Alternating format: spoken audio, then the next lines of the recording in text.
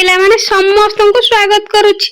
ଆଜି ଭିଡିଓରେ ପଞ୍ଚମ ଶ୍ରେଣୀ ସାହିତ୍ୟ ବହିର ପାଠ ନମ୍ବର 2 ନ୍ୟାୟର ସିଂହାସନ ଏହି ଚାପ୍ଟରଟିକୁ ପଢିବା, ସରଳ ଭାବରେ ବୁଝିବା, କଠିନ ଶବ୍ଦାର୍ଥ ଗୁଡିକ ଜାଣିବା ଏବଂ ପ୍ରଶ୍ନୋତ୍ତର ଗୁଡିକ ମଧ୍ୟ କରିନେବା।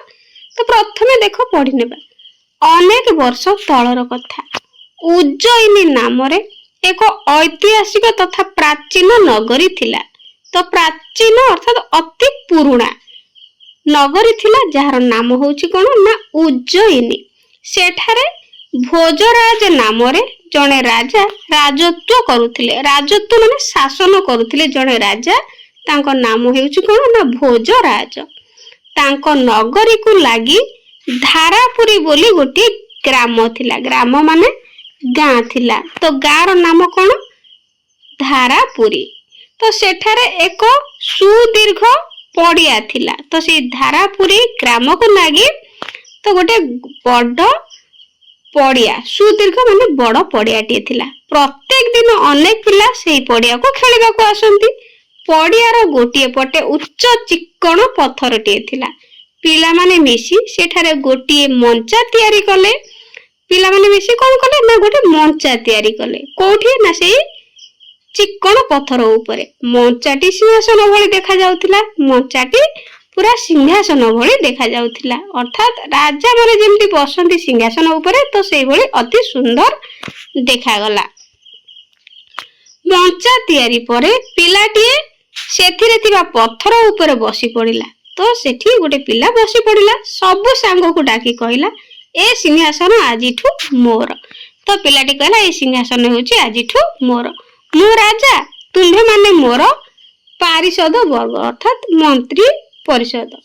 ତୁମ୍ଭେ ମାନେ ଜଣ ଜଣ କରି ତୁମର ଅଭିଯୋଗ ମୋ ନିକଟକୁ ଆଣ। ତ ବସି ଯାଇକି ପିଲାଟି କହିଲା, ତୁମେ ମାନେ ସବୁ ମୋର ମନ୍ତ୍ରୀ ପରିଷଦ, ତୁମେ ମାନଙ୍କର କଣ ସବୁ ଅଭିଯୋଗ ଅଛି ମତେ କୁହ, ମୁଁ ସେଗୁଡିକର ବିଚାର କରିବି। ତ ମୁଁ ସେଗୁଡିକର ବିଚାର କରିବି। ତ ଦେଖ ପିଲାମାନେ, ସୁନ୍ଦର ପିକ୍ଚରଟିଏ ଦେଇଛି। ପିଲାଟି ବସିଛି ରାଜାଙ୍କ ଭଳି, ଆଉ ଅନ୍ୟ ପିଲାମାନଙ୍କୁ କଣ କହୁଛି ବା କଥାବାର୍ତ୍ତା ଚାଲିଛି ହେଲା। ତାପରେ ଦେଖ, ସଭ୍ୟ ମିଶି ବିଭିନ୍ନ ପ୍ରକାର ଅଭିଯୋଗ ଗୋଟିଏ ପରେ ଗୋଟିଏ ରାଜାଙ୍କ ନିକଟରେ ଉପସ୍ଥାପନ କରନ୍ତି। ପିଲାଟି ମଞ୍ଚାର ସିଂହାସନରେ ବସି ସମସ୍ତଙ୍କ ଅଭିଯୋଗ ଶୁଣେ ଓ ତୁରନ୍ତ ସମସ୍ତଙ୍କୁ ଖୁସି କଲା ଭଳି ଫଇସଲା ଶୁଣାଏ। ତ ସମସ୍ତଙ୍କର ଅଭିଯୋଗ ଶୁଣିକି କଣ କରେ, ତାର ଫଇସଲା ଶୁଣାଏ। ପିଲାମାନେ ନିୟମିତ ଏଭଳି ଖେଳ ଖେଳନ୍ତି। ତ ଏଇଭଳି ସବୁ ପିଲାମାନେ ଖେଳନ୍ତି ଓ ବହୁତ ମଜା କରନ୍ତି। ତାଙ୍କୁ ମଜା ଲାଗେ, ମଜା କରନ୍ତି। ପଡିଆ ଦେଇ ଯାଉଥିବା ବାଟୋଇ ମାନେ ମଧ୍ୟ ପିଲାଙ୍କ ଏଇ ଖେଳକୁ ଉପଭୋଗ କରନ୍ତି। ତ ଏଇ ପିଲାଙ୍କ ଖେଳକୁ ଯୋଉମାନେ ସବୁ ଲୋକମାନେ ଯିବା ଆସିବା କରନ୍ତି ସେଇ ବାଟ ଦେଇକି, ସମସ୍ତଙ୍କୁ ଭଲ ଲାଗେ। ଓ ରାଜା ଭାବେ ମଞ୍ଚାସୀନ ପିଲାଟିର ବିଚାର ଶୈଳୀକୁ ଦେଖି ଆଶ୍ଚର୍ଯ୍ୟ ପ୍ରକଟ କରନ୍ତି। ତ ରାଜା ଯେମିତି ବିଚାର ଶୈଳୀ କରନ୍ତି, ଏ ପିଲାଟି ମଧ୍ୟ କରୁଛି। ତ ସମସ୍ତେ ଆଶ୍ଚର୍ଯ୍ୟ ହେଇଯାଉଛନ୍ତି ଦେଖିକି। ବେଳେ ବେଳେ ନିଜ ନିଜ ମଧ୍ୟରେ କୁହାକୁହି ହୁଅନ୍ତି କି ଏ ବାଳକ ଦେହରେ କିଛି ଦୈବୀ ଶକ୍ତି ଅଛି। ଦୈବୀ ଶକ୍ତି ମାନେ ଈଶ୍ୱରଙ୍କ ଶକ୍ତି ହେଲା, ଈଶ୍ୱରଙ୍କ ଆଶୀର୍ବାଦ। ତ ତାକୁ କୁହାଯାଏ ଦୈବୀ ଶକ୍ତି ରହିଛି। ଫଳରେ ସେ ଏଭଳି ସୁନ୍ଦର ଓ ଉପଯୁକ୍ତ ବିଚାର ପ୍ରଦାନ କରିପାରୁଛି। ବୁଝିପାରିଲ? ତାପରେ ଆଗକୁ ଯିବା। ଦିନକର କଥା କଣ ହେଇଛି ନା, 2 ଜଣ କୃଷକ ସେମାନଙ୍କ ମଧ୍ୟରେ ହୋଇଥିବା କଳିର ବିଚାର ପାଇଁ ରାଜାଙ୍କ ନିକଟକୁ ନ ଯାଇ ମଞ୍ଚରେ ବସୁଥିବା ପିଲା ନିକଟରେ ଆସିକି ଉପସ୍ଥିତ ହେଲେ। ଦୁହେଁ ସେମାନଙ୍କ କଳି ବିଷୟରେ ପିଲାଟିକୁ କହିଲେ। ପିଲାଟି ଗମ୍ଭୀରତାର ସହ ସବୁ ଶୁଣିଲା। ଶେଷରେ ସେ ଦୁହିଁଙ୍କୁ ଏପରି ଫଇସଲା ଶୁଣାଇଲା, ଯାହା ଶୁଣି ଦୁହେଁ ଆଶ୍ଚର୍ଯ୍ୟ ହେଇଗଲେ। ତ 2 ଜଣ ଯାକ ଆଶ୍ଚର୍ଯ୍ୟ ହେଇଗଲେ। କଣ ନା, ସେହି ଦିନ ଠାରୁ ଲୋକମାନେ ନିଜ ନିଜର ଆପତ୍ତି ଅଭିଯୋଗକୁ ନେଇ ଆଉ ରାଜାଙ୍କ ନିକଟକୁ ନ ଯାଇ ସେଇ ପିଲାଟି ପାଖକୁ ଆସନ୍ତି। ତ ପିଲାଟି ସଭିଙ୍କୁ ସନ୍ତୁଷ୍ଟ କଲା ଭଳି ନ୍ୟାୟ ପ୍ରଦାନ କରେ। ଫଳରେ ପିଲାଟିର ଯଶ ସବୁଆଡେ ବ୍ୟାପିବାକୁ ଲାଗିଲା। ତ ଏଭଳି ନ୍ୟାୟ ପ୍ରଦାନ କଲା ପିଲାଟି, ତ ସବୁଆଡେ ତାର ଯଶ ବ୍ୟାପିଗଲା। ତ ରାଜାଙ୍କ ନିକଟରେ ପିଲାଟିର ଖ୍ୟାତି ପହଞ୍ଚିଗଲା। ଶେଷରେ ରାଜା ଜାଣିଲେ। ପ୍ରଥମେ ସେ ବହୁତ ରାଗିଗଲେ। ତ ପ୍ରଥମେ ରାଜା ବହୁତ ରାଗିଗଲେ ପିଲାଟିର ଯଶ କୀର୍ତ୍ତି ଶୁଣିକି। କିନ୍ତୁ ପରେ ସେ ମନସ୍ଥ କଲେ ଯେ, ସେ ଭାବିଲେ ଯେ, ନିର୍ଦ୍ଦିଷ୍ଟ କଲେ ଯେ ପିଲାଟି ନିକଟକୁ ଯିବେ ଓ ପିଲାର ବିଚାର ଧାରାକୁ ଦେଖିବେ। ତ ଦେଖ ଏଠି କଣ ହେଇଛି ପିଲାଟି ବସିକି ବିଚାର କରୁଛି। ସୁନ୍ଦର ପିକ୍ଚରଟିଏ ଦେଖ। ତାପରେ ପରଦିନ ପାତ୍ର ମନ୍ତ୍ରୀଙ୍କ ସହ ରାଜା ମଞ୍ଚାର କିଛି ଦୂରରେ ରହି ପିଲାମାନଙ୍କ ଖେଳକୁ ନିରୀକ୍ଷଣ କଲେ। ତ ତାପରେ କହିଲା ନା ପାତ୍ର ମନ୍ତ୍ରୀଙ୍କ ସହ ରାଜା ନିଜେ ମଞ୍ଚାର କିଛି ଦୂରରେ ଅଳ୍ପ ଦୂରରେ ରହି ପିଲାମାନଙ୍କ ଖେଳକୁ ନିରୀକ୍ଷଣ କଲେ, ଅର୍ଥାତ ଦେଖିଲେ ଭଲ ଭାବରେ। ତାପରେ ସେ ପିଲାଟିର ବୁଦ୍ଧିମତ୍ତା ଓ ନ୍ୟାୟ ପ୍ରଦାନ ଶୈଳୀକୁ ବହୁତ ପସନ୍ଦ କଲେ। ରାଜାଙ୍କୁ ବହୁତ ଭଲ ଲାଗିଲା। ମନ୍ତ୍ରୀଙ୍କୁ ପାଖକୁ ଡାକି କହିଲେ, ସତରେ ଏ ପିଲା ବଡ ବୁଦ୍ଧିମାନ, ତା ବିଚାରଧାରାକୁ ମାନିବାକୁ ପଡିବ। ତ ଏକଥା ରାଜା ନିଜେ ତାଙ୍କ ମନ୍ତ୍ରୀଙ୍କୁ ଡାକିକି କହିଲେ। ତ ଏତେ ଛୋଟ ବୟସରେ ସେ ଯୋଉ ନ୍ୟାୟ ବିଚାର କରୁଛି, ବଡ ମାନେ ମଧ୍ୟ ତା ନିକଟରେ ହାର ମାନିବେ। ଏହି ସମୟରେ ଜଣେ ପାରିଷଦ କହିଲେ, ହଜୁର, ଏ ପିଲା ତ ନୀତି ମଞ୍ଚରେ ବସୁଥିବା ପିଲା ନୁହେଁ। ତ ପ୍ରତିଦିନ ମଞ୍ଚାରେ ବସୁଥିବା ପିଲା ଜ୍ୱରରେ ଆକ୍ରାନ୍ତ ହୋଇଥିବା ଯୋଗୁଁ ତା ସ୍ଥାନରେ ଏ ପିଲା ମଞ୍ଚାସୀନ ହୋଇଛି। ରାଜା କହିଲେ, ତେବେ ଏହା ତ ବଡ ଆଶ୍ଚର୍ଯ୍ୟ କଥା। ଯାହା ବି ହେଉ, ଏ ମଞ୍ଚା ସିଂହାସନର ନିଶ୍ଚୟ କିଛି ଚମତ୍କାରିତା ଅଛି। ଯେହେତୁ ସେ ପିଲା ଜ୍ୱରରେ ପଡିଛି, ତ ଆଉ ଜଣେ ପିଲା ମଧ୍ୟ ଠିକ ବିଚାର କରିଛି। ତ ରାଜା ଏବେ ଆଶ୍ଚର୍ଯ୍ୟ ହେଇଗଲା। ଆଶ୍ଚର୍ଯ୍ୟ ହେଇକି କହିଲେ, ନିଶ୍ଚିତ କିଛି ଏଇ ମଞ୍ଚର ହିଁ ବା ସିଂହାସନର କିଛି ଚମତ୍କାରିତା ଅଛି। ତ ଏହାକୁ ପରୀକ୍ଷା କରିବି ବୋଲି ରାଜା କହିଲେ। ହେଲା, ତାପରେ ଦେଖ, ତାପରେ କହିଲା ନା ରାଜା ତৎକ୍ଷଣାତ ସେଇ ମଞ୍ଚା ତଳକୁ ଖୋଳିବାକୁ ଆଦେଶ ଦେଲେ। ତ ସେଇ ମଞ୍ଚା ଥିବା ସ୍ଥାନରେ ଖୋଳିଲେ।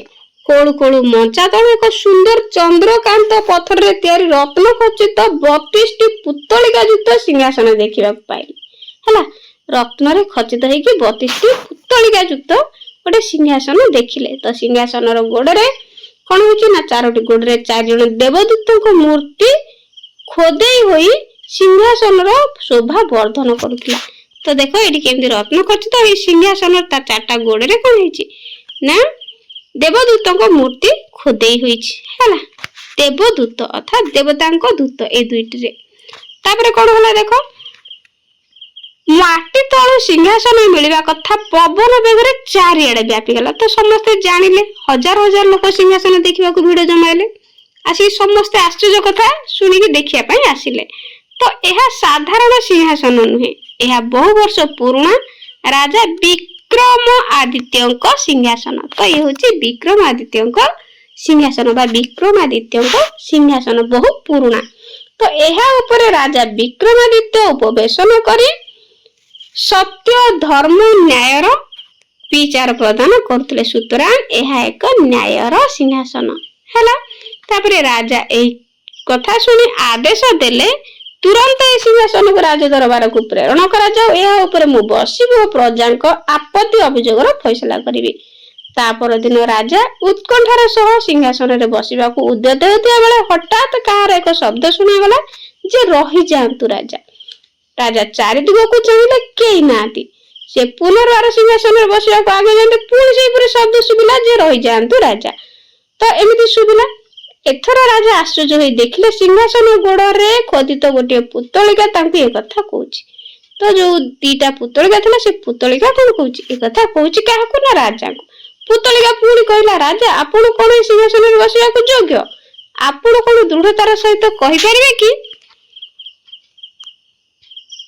କଣ କହିପାରିବେ? ନା ଜୀବନରେ କେବେ ଚୋରି କରିନାହାନ୍ତି। ଏକଥା ରାଜାଙ୍କୁ ପ୍ରଶ୍ନ କଲା ପୁତ୍ତଳିକା। ତ ରାଜା ଲଜ୍ଜାରେ ମୁଣ୍ଡ ତଳକୁ କଲେ, କାରଣ ତାଙ୍କର ମନେ ପଡିଲା ଯେ ସେ କିଛି ବର୍ଷ ତଳେ ତାଙ୍କର ଜଣେ ପାରିଷଦଙ୍କ ଜମିକୁ ଜବରଦସ୍ତ ହଡପ କରିଥିଲେ। ପୁତ୍ତଳିକା ପୁଣି କହିଲା, ଆପଣଙ୍କୁ ଏ ଚୋରି ଅପରାଧରୁ ମୁକୁଳିବା ପାଇଁ 3 ଦିନ ଧରି ପୂଜା ଅର୍ଚ୍ଚନା କରି ପ୍ରାୟଶ୍ଚିତ କରିବାକୁ ପଡିବ। ଏହା କହି ପୁତ୍ତଳିକାଟି ଡେଣା ହଲାଇ ସେଠାରୁ ଉଡିଗଲା। ତ ରାଜା ପୁତ୍ତଳିକାର କଥା ଅନୁସାରେ ନୀତି 3 ଦିନ କଣ କଲେ ନା ଧରି ପୂଜା ଅର୍ଚ୍ଚନା ଉପବାସ କରି 4ଥ ଦିନ ସିଂହାସନରେ ବସିବାକୁ ଗଲେ। ହେଲେ ଏ କଣ, ପୁଣି ଦ୍ୱିତୀୟ ପୁତ୍ତଳିକା କହିବାକୁ ଲାଗିଲା, ରହିଯାଆନ୍ତୁ ରାଜା। ଆପଣ ଦୃଢତାର ସହିତ କହିପାରିବେ କି ଜୀବନରେ କେବେ ମିଛ କହିନାହାନ୍ତି ବୋଲି? ରାଜା କହିଲେ, ମୁଁ ତ ପିଲାବେଳେ କୌଣସି ନା କୌଣସି ଅସୁବିଧାରେ ପଡିଥିବା ବେଳେ ମିଛ କହିଦେଇଥାଏ। ଦ୍ୱିତୀୟ ପୁତ୍ତଳିକା ରାଜାଙ୍କ କଥା ଶୁଣି ଡେଣା ହଲାଇ ଆକାଶକୁ ଉଡିଗଲା। ରାଜା ପୁଣି 3 ଦିନ ଧରି ପୂଜା ଅର୍ଚ୍ଚନା ଓ ଉପବାସ କରିବା ପରେ ସିଂହାସନରେ ବସିବାକୁ ଗଲାବେଳେ ତୃତୀୟ ପୁତ୍ତଳିକା ରାଜାଙ୍କୁ ପୁଣି ଅଟକାଇ କହିଲା, ସିଂହାସନରେ ବସିବା ପୂର୍ବରୁ କୁହନ୍ତୁ, ଆପଣ କାହାକୁ କେବେ କଣ ଜୀବନରେ ଆଘାତ ପହଞ୍ଚାଇ ନାହାନ୍ତି? ରାଜା ଏ କଥା ଶୁଣି ପଛକୁ ଘୁଞ୍ଚି ଗଲେ। ତୃତୀୟ ପୁତଳିକା ମଧ୍ୟ ଅନ୍ୟମାନଙ୍କ ପରି ଡେଣା ହଲାଇ ଉପରକୁ ଉଡ଼ିଗଲା। ରାଜା ପୂର୍ବ ପରି 3 ଦିନ ଧରି ପୂଜାର୍ଚ୍ଚନା ଓ ଉପବାସ କଲେ। ପୂଜା ଶେଷରେ ସେ ସିଂହାସନରେ ବସିବାକୁ ଉଦ୍ୟମ କରୁଥିବା ବେଳେ ଚତୁର୍ଥ ପୁତଳିକା ବାହାରି ପଡି କହିଲା, ରହିଯାଆନ୍ତୁ ରାଜା। ଯେଉଁ ପିଲା ଏ ସିଂହାସନରେ ବସୁଥିଲା ସେ ଅତ୍ୟନ୍ତ ସରଳ ନିଷ୍ପାପ ଥିଲା। ତା ମନ କଳୁଷିତ ନଥିଲା। ତୁମେ ଯଦି ନିଜକୁ ଯୋଗ୍ୟ ବୋଲି ମନେ କରୁଛ ତେବେ ଏ ସିଂହାସନରେ ବସିପାର। ତ ରାଜା ବହୁତ ସମୟ ଧରି ଭାବିବାକୁ ଲାଗିଲେ। ନିଜକୁ ନିଜେ କହିଲେ, ଯଦି ଗୋଟିଏ ସାମାନ୍ୟ ପିଲା ଏ ସିଂହାସନରେ ବସିପାରୁଛି ତେବେ ମୁଁ ରାଜା ଭାବେ ତ ଅଯୋଗ୍ୟ ବ୍ୟକ୍ତି, ଏଠି ରାଜା ଭାବେ ଅଧିକ ଯୋଗ୍ୟ ବୋଲି ରାଜା ମନେ କଲେ। ପୁଣି ମୁଁ ଧନବାନ, ବଳବାନ ଆଉ ବୁଦ୍ଧିବାନ, ଏଣୁ ମୁଁ ଏ ସିଂହାସନରେ ବସିବାକୁ ଅଧିକ ଉପଯୁକ୍ତ ବୋଲି ରାଜା କହିଲେ। ତ ଏହା ଭାବି ସିଂହାସନରେ ବସିବାକୁ ଅଗ୍ରସର ହେବା ମାତ୍ରେ ଚତୁର୍ଥ ପୁତଳିକା ସିଂହାସନ ସହିତ ଆକାଶ ମାର୍ଗକୁ ଡେଣା ହଲାଇ ଉଡ଼ିଗଲା। ରାଜାଙ୍କ ନ୍ୟାୟର ସିଂହାସନରେ ବସିବା ରହିଲା। ତ ରାଜା ଆଉ ବସି ପାରିଲେ ନାହିଁ। ହେଲା, ଦେଖୁନ ଏଠି କେତେ ସୁନ୍ଦର ଚିତ୍ରଟିଏ ଦେଇଛି। ତ ଇଏ ଥିଲା ତୁମମାନଙ୍କର ନ୍ୟାୟର ସିଂହାସନ। ହେଲା, ଏ ସୁନ୍ଦର ଗଳ୍ପଟି। ତ ଏହାର ପ୍ରଶ୍ନୋତ୍ତର ଗୁଡ଼ିକ ମୁଁ ପରବର୍ତ୍ତୀ ଭିଡ଼ିଓରେ ନେଇ ଆସିବି। ତ ପିଲାମାନେ ଭିଡ଼ିଓଟି ପସନ୍ଦ ଆସିଥିଲେ ଲାଇକ୍, ସେୟାର ଆଉ ସବସ୍କ୍ରାଇବ କରିବା ପାଇଁ ଜମାରୁ ଭୁଲିବନି, କାରଣ ମୁଁ ତୁମମାନଙ୍କ ପାଇଁ ପ୍ରତ୍ୟେକ ବିଷୟର ପ୍ରଶ୍ନୋତ୍ତର ସହିତ ସରଳ ବ୍ୟାଖ୍ୟା ନେଇ ଆସିବି। ଇଂଲିଶ, ମ୍ୟାଥ, ସାଇନ୍ସ, ହେଲା, ସାହିତ୍ୟ ସବୁକିଛି। ତ ଚ୍ୟାନେଲକୁ ଫଟାଫଟ ସବସ୍କ୍ରାଇବ କରିଦିଅ। ତ ଆଜି ପାଇଁ ରହୁଛି। Thank you.